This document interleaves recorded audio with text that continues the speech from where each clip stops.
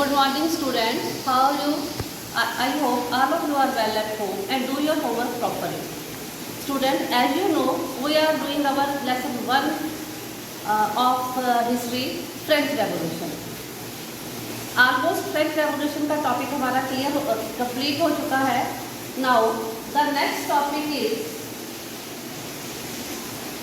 the abolition of slavery. Slavery को ख़त्म करना. अबॉलिशन का मतलब होता है ख़त्म करना. स्लेवरी गुलामी.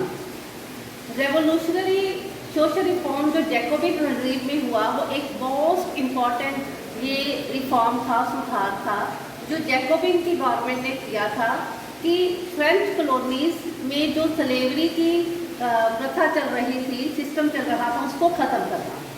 फ्रेंच वालों ने अलग अलग जगह पर अपनी कॉलोनीज बनाई हुई थी, बस्तियां बनाई हुई थी. जैसे पहले 1947 से पहले we are the colony of the British government. हम ब्रिटिश गवर्नमेंट की कॉलोनी थी. जो कॉलोनीज थी वो इनकी फ्रेंच की कैरिबियन आइलैंड में Martin, Guadeloupe and saint avenue. ये एक्चुअल में यहाँ पर क्या होता था, तंबाकू, इंडिगो जिसको नील कहते हैं, शुगर एंड कॉफ़ी की प्लांटेशन होती थी और ये सप्लाई होता था अलग अलग कंट्रीज में. लेकिन जो यूरोपियंस होते थे वो इन जगह पर, इन आइलैंड्स में जाना नहीं चाहते थे लेबर के लिए इन प्लांटेशन में. सो इन्होंने क्या किया, एक ट्रायंगुलर स्लेव ट्रेड स्टार्ट किया, गुलाम व्यापार स्टार्ट किया, ट्रायंगुलर त्रिकोणा, यूरोप, अफ्रीका एंड अमेरिका में. स्लेव जो थे 17th सेंचुरी में स्लेव ट्रेड स्टार्ट हुआ. फ्रेंच मर्चेंट्स क्या करते थे, वो बॉर्डर्स और नांतेज, अगर आपको फ्रांस का मैप करवाएंगे तो ये दोनों उसमें पोर्ट्स के नाम फिल करने पड़ेंगे. बॉर्डर्स और नांतेज ये एक ही जगह का नाम है. ये यहाँ से फ्रेंच मर्चेंट सेल करते, यहाँ पर जाते इन पोर्ट्स पर. ये अफ्रीकन कोस्ट थी, मतलब अफ्रीका की बंदरगाह में थे. यहाँ से वो क्या करते, लोकल जो चीफ होते थे, हेड होते थे, उनको मिलते. फिर ये जो लोकल चीफ होते थे ये स्लेव की एक तरह से मार्केट में इनको लेकर जाते. जो स्लेव्स होते थे उनको ब्रांडेड स्लेव, मतलब कोई ना कोई मार्क लगाया जाता, उनको खरीदते वहाँ से और उनको टाइटली शिप में, क्योंकि आने का रास्ता बाई शिप भी होता था, शिप पे टाइटली पैक करते. 3 महीने लग जाते इनको अक्रॉस द अटलांटिक और कैरिबियन ओशियन को जाते हुए, क्रॉस करते हुए. वहाँ पर फिर क्या होता, वहाँ इनको लेकर जाया जाता और जो प्लांटेशन ओनर होता था, जो ये कॉफ़ी और तंबाकू और इंडिगो के प्लांटेशन ओनर थे, उनको ये बेच देते. एक्सप्लॉयटेशन जो स्लेव्स का बहुत ज़्यादा होता था. फिर इनसे वहाँ पर बहुत ज़्यादा काम करवाया जाता, क्योंकि यूरोपियन कंट्रीज़ में शुगर, कॉफ़ी, इंडिगो की बहुत ज़्यादा डिमांड थी और तंबाकू की भी बहुत ज़्यादा डिमांड थी. पोर्ट्स लाइक बॉर्डर्स एंड नांटेज, क्योंकि यहाँ से वो स्लेव्स को खरीद कर लेकर जाते थे इन 2 सिटी से, ये बहुत ही ज़्यादा आर्थिक तौर पर डिवेलप हो गए क्योंकि यहाँ पर स्लेव ट्रेड बहुत ज़्यादा होता था. थ्रू 18th सेंचुरी स्लेवरी जो फ्रांस में चल रही थी उसका बहुत ज़्यादा क्रिटिसिज्म होना स्टार्ट हो गया. आपको याद होगा नेशनल असेंबली बनी थी, उन्होंने फिर डिबेट्स की इसके ऊपर कि वेदर जो राइट ऑफ मैन हमने देने हैं वो उन सब्जेक्ट्स होती है प्रजा, उन सब्जेक्ट्स को भी दे जो कॉलोनीज़ में रहते हैं, फ्रांस की कॉलोनीज़ में रहते हैं.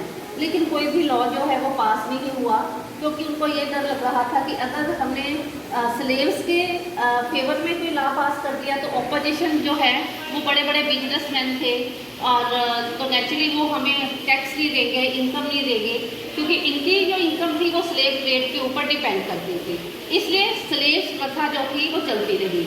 इट वॉज फाइनली जब कन्वेंशन की गवर्नमेंट बनी 1794 में, तो उन्होंने एक कानून पास किया कि सारे स्लेव्स चाहे वो फ्रेंच कॉलोनीज़ में रहते हैं या कहीं और रहते हैं, जो उनको वहाँ से आयात कर दिया जाएगा. This is however turn to be short term measure. 10 year later कहते कि एक्चुअली, लेकिन एक बार कानून तो बन गया 1794 में, लेकिन ये शॉर्ट टर्म का ही था. 10 साल के बाद जब नेपोलियन ने फिर फ्रांस पर कब्जा कर लिया, हमने किया था, नेपोलियन ने फिर फ्रांस पर कब्जा किया, तो उसने स्लेवरी ट्रेड को फिर दोबारा इंट्रोड्यूस्ड कर दिया, दोबारा से लागू कर दिया। प्लांटेशन ओनर जो थे उनको मतलब इनका ये था कि ये तो हमारा राइट है कि हम अफ्रीकन्स को अपने स्लेव में, अपनी गुलामी में रख सकते हैं।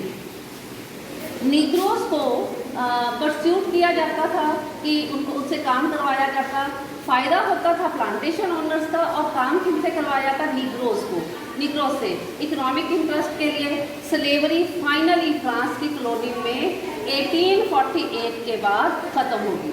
अब आप न्यू वर्ड्स देखो, नीग्रो एक ऐसी टर्म है जो इंडिजियस पीपल जो अफ्रीका में रहते थे, खासकर सहारा डेजर्ट में, उनको ये एक टर्म दी जाती थी नीग्रो, और ये डेगोमेट्री है, मतलब कॉमन यूज। अब एट प्रेजेंट हम नीग्रोज भी उनको कह सकते हैं, क्योंकि ये एक तरह से ये समझ लो हमने उनके साथ डिस्क्रिमिनेशन किया है। अगर हम किसी को नीग्रो बोलेंगे वहाँ पर गलत शब्द माना जाता है। एमनिस्पेशन का मतलब होता है एक्ट ऑफ फ्री, किसी को फ्री करना। तो बच्चे ये थी स्लेव ट्रेड। नेक्स्ट हमारा टॉपिक है, and this is the last topic of the lesson, the revolution of the everyday life. हमारी रोज़मर्रा की ज़िंदगी में क्रांति कैसी थी? कहते हैं क्या पॉलिटिक्स जो है, जो कपड़े हम डालते हैं, जो लैंग्वेज हम बोलते हैं, जो बुक्स हम पढ़ते हैं, क्या उसको भी चेंज कर सकते हैं? और ऐसा फ्रांस में हुआ। 1789 के बाद के आने वाले साल फ्रांस में ऐसे चेंजेस हुए। Lives of man, women and children वो चेंजेस हुए। द रेवोल्यूशनरी गवर्नमेंट ने इतने लॉज पास किए कि मतलब उसको अगर हमें लिबर्टी और इक्वालिटी में के लॉज पास किए, जिससे वहाँ के लोगों की एवरीडे लाइफ में भी बहुत ज़्यादा चेंजेज आए। सबसे पहला इम्पॉर्टेंट लॉ जो था एवरीडे लाइफ में जो इन्होंने पास किया, जो जब बास्टिल पर इन्होंने अटैक किया था 1789 में, उन्होंने सबसे पहले क्या किया? सेंसरशिप को ख़त्म कर दिया। मतलब अब जो था कोई भी मटेरियल वो छाप सकता था, दिखा सकता था। मतलब सेंसरशिप होता है जब प्रेस पर कोई भी अंकुश लगा दिया जाए, रोक लगा दी जाए। इन ओल्ड रजीम में, पुराने 1789 से पहले, रिटन मटेरियल और cultural activities, books, newspaper, place छपने से पहले उनको किंग के जो सेंसर्स होते थे, जो इसको उनसे चेक करवाना पड़ता था, अप्रूव करवाना पड़ता था। कोई चीज़ भी किंग के अगेंस्ट छपती थी तो उसको मना कर दिया जाता था। लेकिन 1789 के बाद सेंसरशिप खत्म कर दी गई। Now the declaration of right and man and citizen में ये कह दिया गया कि सबको राइट टू स्पीच है, फ्रीडम ऑफ स्पीच है, ये हमारा नेचुरल राइट है, बाय बर्थ मिला हुआ है, कोई हमसे छीन नहीं सकता। Newspapers, pamphlets, books, printing, pictures flood की तरह फ्रांस की टाउन्स में आनी स्टार्ट होगी। ठीक है, और यहाँ से जो विलेजेस में जानी ट्रैवल होनी स्टार्ट होगी। They also describe and discuss the events and changes taking place in the France. In books में फ्रांस में जो इवेंट्स, जो चेंजेस आ रहे थे उसको इस बुक्स में डिस्कस किया जाता। फ्रीडम ऑफ प्रेस का मतलब ये था कि इवन हम अगर किंग के अगेंस्ट भी कुछ बोलना या छापना चाहते हैं, लिखना चाहते हैं, हम लिख सकते थे। Each side sought to convince the other its position through the medium of print. अब अगर लोग छापते थे राजा के अगेंस्ट, तो राजा भी लोगों के अगेंस्ट कुछ ना कुछ छाप देता था। तो दोनों साइड्स जो थे अपनी इस राइट का यूज़ कर रहे थे। प्लेस, सॉन्ग्स, फेस्टिव प्रोसेसन होता है हमारा कोई भी त्यौहार के जो हम जुलूस निकालते हैं। लार्ज नंबर ऑफ लोग जो थे इससे अट्रैक्ट हुए। This was one way they could grasp and identify with idea such as liberty और जस्टिस। कहते इससे क्या हुआ, उन्होंने अपने आप को आइडिया ऑफ लिबर्टी और जस्टिस के साथ आइडेंटिफाई किया। लेकिन एक्चुअल में क्या होता था, वहाँ पर फ्रांस में कुछ लोग ही एजुकेटेड थी, सारे लोग एजुकेटेड नहीं थे, इसलिए जो बुक प्रिंट होती थी सारे लोग पढ़ नहीं सकते थे। ठीक है, तो इसके लिए उन्होंने क्या किया, तो राइट टू एजुकेशन अभी सबको नहीं मिला था। तो बच्चे ये आपका लेसन सारा कंप्लीट है। कंक्लूजन ये है कि 1804 में नेपोलियन बोनापार्ट ने अपने आप को फ्रांस का किंग एम्परर जो है घोषित कर दिया।